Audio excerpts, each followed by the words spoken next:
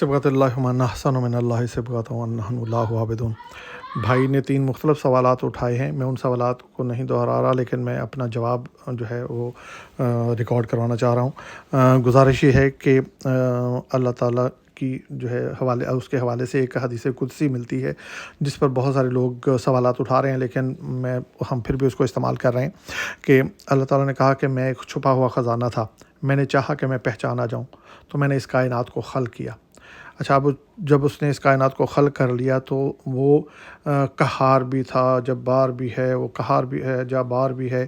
لیکن اس نے اپنی صفات رحمان اور رحیم کو زیادہ استعمال کیا اور اپنی ایک ایک ذرے میں، اپنی کائنات کے وجود میں آپ کو ہر جگہ پہ اس کی رحمان اور رحیم کی صفت بہت ہی پرماننٹ طور پر نظر آتی ہے۔ تو اس لیے ہم اس کے عظمت جو ہے، انسان جب کسی کی عظمت کو دیکھتا ہے تو اس کا احترام کرتا ہے، اس کے سامنے عاجزی اور انکساری پیش کرتا ہے۔ تو پروردگار کی عظمت اس قدر ہے، وہ اس قدر عظمت کا مالک ہے، تو ہمیں اس کے اوپر سوالات تو ہم نے کیا اٹھانے ہیں، ہم اس کے آگے سرنگوں ہوئے بغیر ہمارا گزارا ہی نہیں ہے۔ ہم اس کا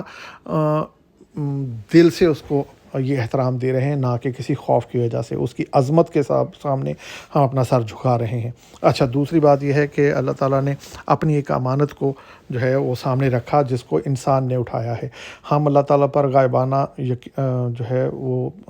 ایمان لائے ہیں، تو یہی ہمارے ایمان کا تقاضا ہے جس میں ہمیں بتایا گیا ہے کہ یہ امانت انسان نے خود اٹھائی ہے، تو اس کا جواب ہمیں وہاں پہ مل بھی جائے گا جب ہم اس کی بارگاہ میں پیش ہوں گے۔